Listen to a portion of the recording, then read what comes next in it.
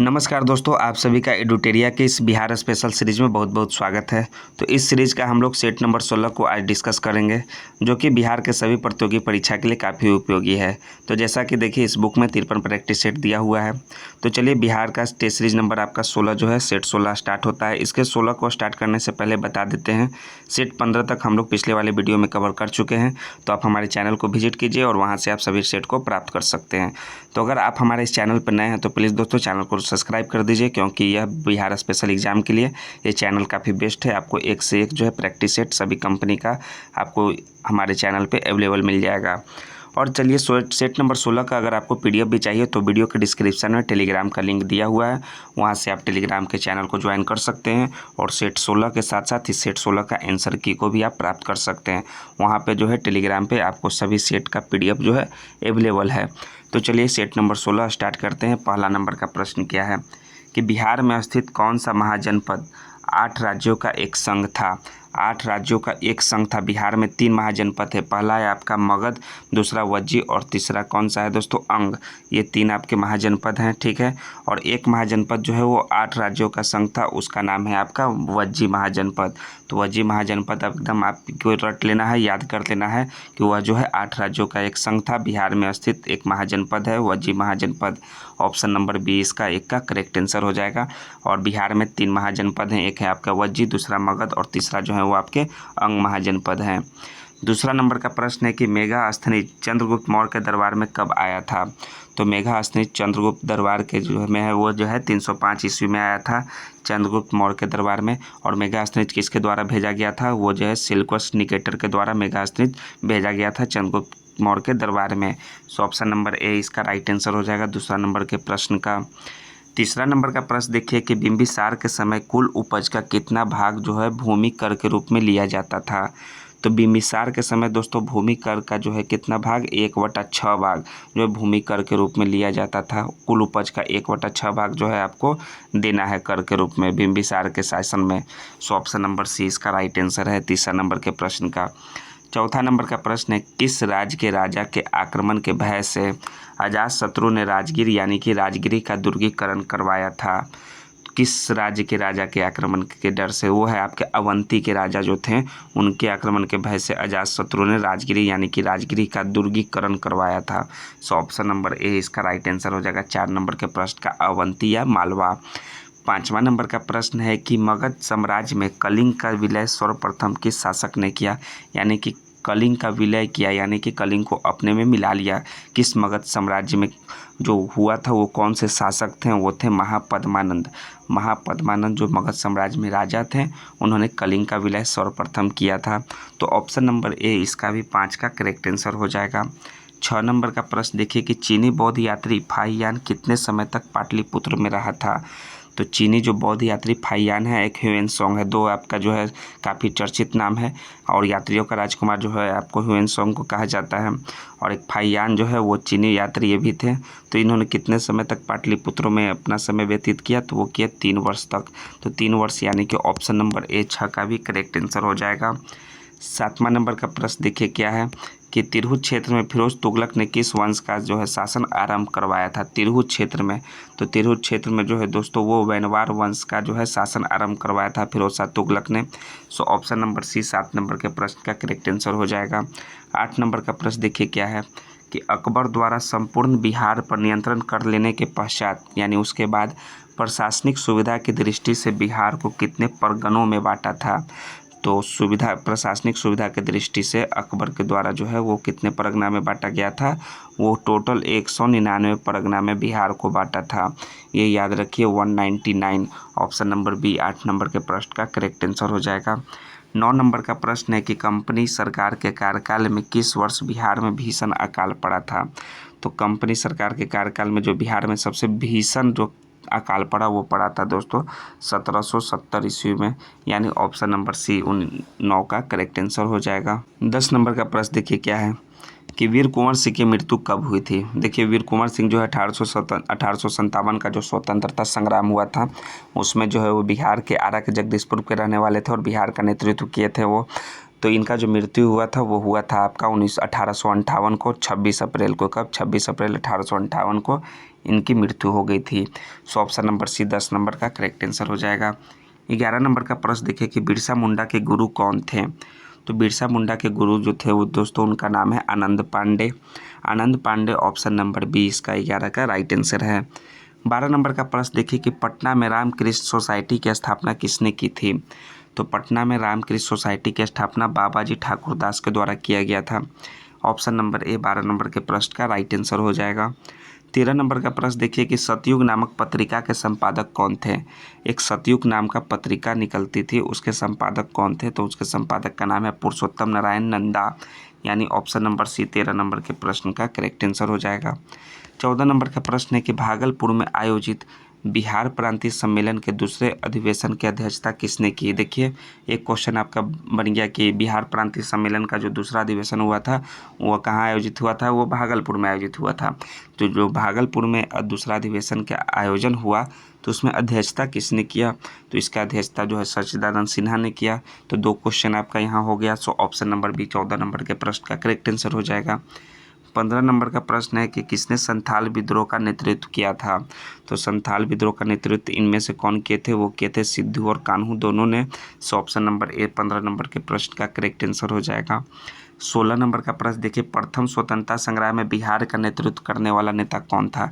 तो जैसा कि हमने बताया कि बिहार का जो नेतृत्व किए थे वो नेता का नाम है आपका कुंवर सिंह, और कुंवर सिंह का मृत्यु कब हो गया था, वो 1858 को हो गया था। सो ऑप्शन नंबर आपका जो है कौन सा हो जाएगा, ए हो जाएगा, Babu Kunwar Singh, Veer Kunwar Singh, option number A 16 नंबर के प्रश्न का। 17 नंबर का प्रश्न है कि भारत छोड़ो आंदोलन के समय किस व्यक्ति ने महाधिवक्ता यानी कि एडवोकेट जनरल के पद से त्यागपत्र दिया था। उनका नाम है बलदेव सहाय। बलदेव सहाय ने भारत छोड़ो आंदोलन के टाइम महाधिवक्ता के पद से त्यागपत्र अपना दे दिया। So option number B 17 number के प्रश्न का करेक्ट आंसर हो जाएगा। 18 नंबर का प्रश्न देखिए कि बिहार में फॉरवर्ड ब्लॉक के नेता कौन थे। तो बिहार का जो फॉरवर्ड ब्लॉक है उसके नेता का नाम है दोस्तों शिलभद्र याची। तो शिलभद्र याची यानी ऑप्शन नंबर ए इसका करेक्ट आंसर है। और फॉरवर्ड ब्लॉक का स्थापना किसके द्वारा किया गया था, वो किया गया था सुभाष चंद्र बोस के द्वारा। ये भी आप याद रखिए। 18 नंबर का ए इसका करेक्ट आंसर हो जाएगा। 19 नंबर का प्रश्न है कि जॉर्ज पंचम के शाही दरबार में बिहार को उड़ीसा से, ठीक है, उड़ीसा के साथ जो है बंगाल से अलग करने की घोषणा कब किया गया था। ये नहीं कि उड़ीसा को अलग, बिहार को जो है उड़ीसा के साथ जो है बंगाल से अलग करने की घोषणा जॉर्ज पंचम के शाही दरबार में, तो इसकी घोषणा किया गया था दोस्तों 1911 को, 12 दिसंबर, डेट है 12 दिसंबर और ईस्वी है 1911। सो ऑप्शन नंबर बी 19 का करेक्ट आंसर हो जाएगा। नेक्स्ट है 20 नंबर का प्रश्न देखिए क्या है। तो 20 नंबर का प्रश्न है कि बिहार के किस उपराज्यपाल को महेश नारायण ने 1894 में बिहार को बंगाल से अलग करने का ज्ञापन दिया था। तो कौन से उपराज्यपाल हैं, इसका जो राइट आंसर होगा उसका नाम है जॉन मार्शल। जॉन मार्शल को जो है बिहार को बंगाल से अलग करने का ज्ञापन दिया था महेश नारायण ने। ऑप्शन नंबर सी 20 नंबर के प्रश्न का करेक्ट आंसर हो जाएगा।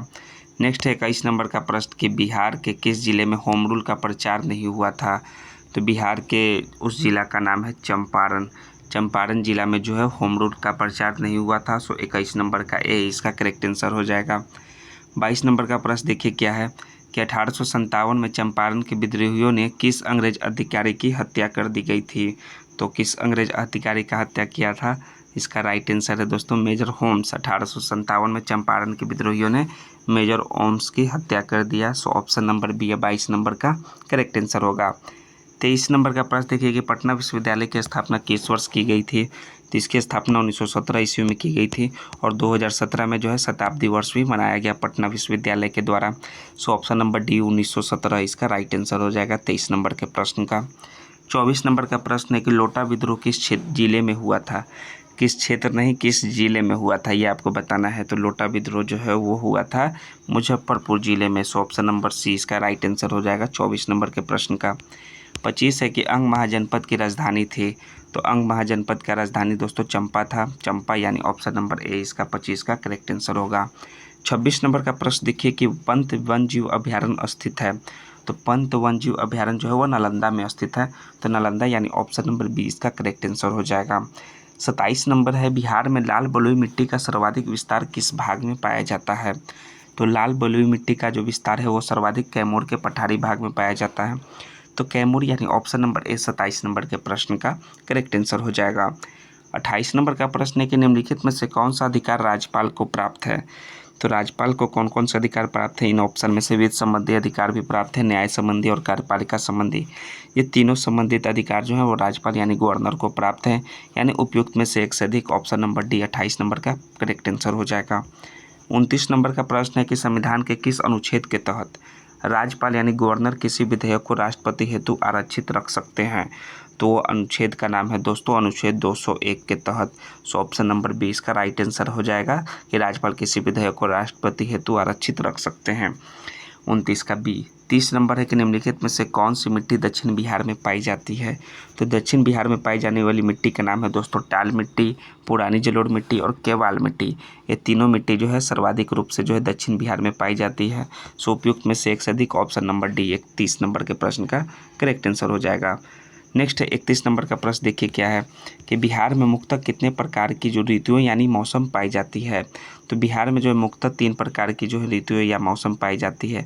अब जो 3 प्रकार की ऋतु या मौसम है वो कौन कौन सा है वो आपको कमेंट में आंसर देके बताना है दोस्तों। पता कीजिए कि वो कौन से 3 ऋतु या मौसम है। ऑप्शन नंबर सी 31 का राइट आंसर होगा। 32 है कि बिहार में ग्रीष्म ऋतु की अवधि है। तो बिहार में जो ग्रीष्म ऋतु का अवधि है वो है आपका मार्च से लेकर जून तक का है बिहार में। सो ऑप्शन नंबर इसका ए राइट आंसर हो जाएगा 32 नंबर के प्रश्न का। 33 है कि रिहंद निम्नलिखित में से किसकी सहायक नदी है। तो रिहंद जो है वो सोन नदी का सहायक नदी है। तो सोन यानी ऑप्शन नंबर सी इसका करेक्ट आंसर हो जाएगा 33 नंबर के प्रश्न का। और सोन नदी जो है अमरकंटक के पहाड़ियाँ से निकलती है। 34 नंबर का प्रश्न है कि निम्नलिखित में से कौन सी नदी बिहार के सबसे पूर्व में प्रवाहित होती है। तो बिहार के सबसे पूर्व में कौन सी नदी प्रवाहित होती है। अगर आप बिहार का मैप देखे हों, मानचित्र देखे हों, तो उसमें जो है सबसे पूर्व में कौन सी नदी प्रवाहित होती है और पूर्व किधर के कहा जाता है वो आपको समझना होगा पहले। तो है महानंदा नदी जो है सबसे पूर्व में प्रवाहित होती है। तो ऑप्शन नंबर ए 34 नंबर के प्रश्न का करेक्ट आंसर होगा। 35 है कि बिहार लोक सेवा आयोग के सदस्यों के सेवानिवृत्त होने की अधिकतम आयु। तो बीपीएससी बिहार लोक सेवा आयोग के सदस्यों के सेवानिवृत्त होने का सबसे अधिकतम आयु है आपका 62 वर्ष। ऑप्शन नंबर आपका जो है बी करेक्ट आंसर हो जाएगा 35 नंबर के प्रश्न का। 36 है कि राज्य की सबसे छोटी प्रशासनिक इकाई है। तो राज्य का जो सबसे छोटी प्रशासनिक इकाई है उसका नाम है आपका gram panchayat. Gram panchayat option number C 36 नंबर के प्रश्न का राइट आंसर होगा। 37 है कि किसकी अनुमति के बिना विधानसभा में धन विधेयक प्रस्तुत नहीं किया जा सकता है। तो वो है आपके जो हैं गवर्नर, उनकी अनुमति के बिना विधानसभा में धन विधेयक प्रस्तुत नहीं किए कर सकते हैं गवर्नर यानी राज्यपाल। ऑप्शन नंबर ए 37 नंबर के प्रश्न का राइट आंसर होगा। 38 नंबर का प्रश्न है कि बिहार विधानसभा में अनुसूचित जनजाति हेतु, अनुसूचित जाति जनजाति नहीं जाति हेतु आरक्षित सीटों की कुल संख्या कितनी है। तो आरक्षित सीटों की कुल संख्या है दोस्तों 38 जो है वो अनुसूचित जाति के लिए आरक्षित सीट है बिहार विधानसभा में। ऑप्शन नंबर बी इसका करेक्ट आंसर होगा 38 नंबर के प्रश्न का। 39 नंबर का प्रश्न है कि विधान परिषद के संबंध में कौन सा कथन असत्य है, यानी कि फॉल्स कौन सा है वो आपको बताना है स्टेटमेंट। तो फॉल्स स्टेटमेंट जो है कौन सा है दोस्तों, वो है आपका इसके सदस्य 2 वर्ष के लिए चुने जाते हैं, ये आपके फॉल्स स्टेटमेंट है।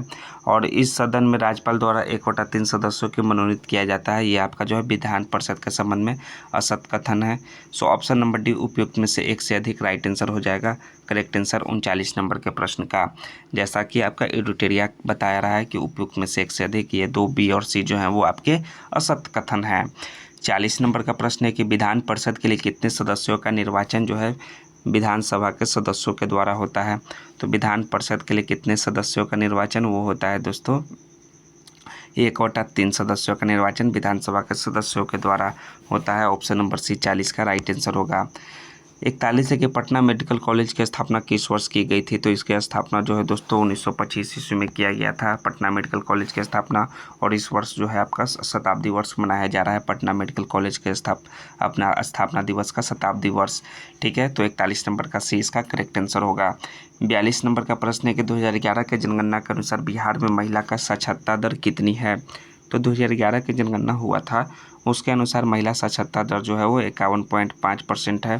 So option number C 42 number के प्रश्न का करेक्ट आंसर हो जाएगा। 43 नंबर का प्रश्न देखिए कि बिहार की प्रमुख पत्रिका बिहार टाइम्स के प्रथम संपादक कौन थे। तो बिहार का जो सबसे फेमस पत्रिका है वो बिहार टाइम्स, उसके प्रथम संपादक का नाम बताना है, वो है महेश नारायण थे।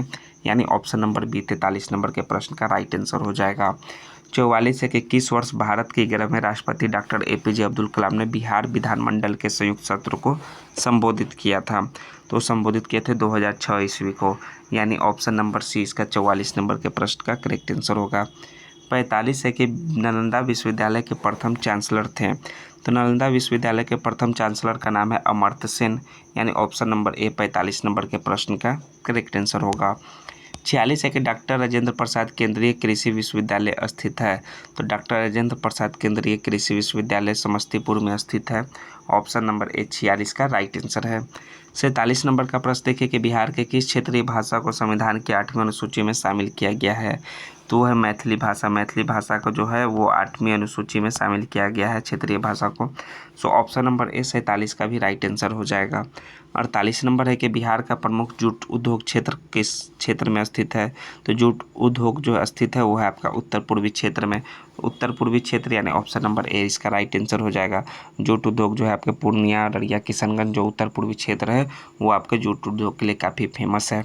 49 नंबर का प्रश्न देखिए क्या है कि उत्तर दिशा से प्रवाहित होने वाली नदियों में से कौन सी नदी गंगा की सबसे लंबी सहायक नदी है। उत्तर दिशा से प्रवाहित होने वाली नदी में तो वो है आपका कोसी नदी। ठीक है, सोन नदी जो आपका जान लीजिए वो कहाँ से, वो दक्षिण से प्रवाहित होती है। आप बिहार का मैप देखिएगा नदी से तो आपको पता चल जाएगा। तो कोसी आपका option number B right answer हो जाएगा 49 का। देखिए सेट नंबर 16 का आपका 50वां प्रश्न कि बिहार का कौन सा जिला नेपाल तथा पश्चिम बंगाल दोनों से सीमा साझा करता है। तो उस जिला का नाम है किशनगंज जो नेपाल तथा पश्चिम बंगाल दोनों से सीमा साझा करता है। सो ऑप्शन नंबर 20 का करेक्ट आंसर हो जाएगा 50 नंबर के प्रश्न का। और देखिए जैसा कि हमने बताया था कि सेट के साथ आपका जो है आंसर की भी आपका दिया होगा PDF में। तो आंसर की इसके हिसाब से हमने आपको आंसर बताया। जहां आपको लगे कि हमने गलत बताया तो आप उसको पता कीजिए कि आखिर सही आंसर क्या होगा। तो सेट 16 आपको जो है वो मिल जाएगा टेलीग्राम पे और इसका लिंक जो है वीडियो के डिस्क्रिप्शन में दिया है। नेक्स्ट वीडियो में हम लोग सेट नंबर 17 के साथ आते हैं दोस्तों। तो अगर आप लोगों ने चैनल को अभी भी सब्सक्राइब नहीं किया तो प्लीज़ दोस्तों चैनल को सब्सक्राइब कर दीजिए, क्योंकि बिहार स्पेशल एग्जाम के लिए यह सेट यह चैनल काफ़ी उपयोगी है। जय हिंद दोस्तों, धन्यवाद दोस्तों।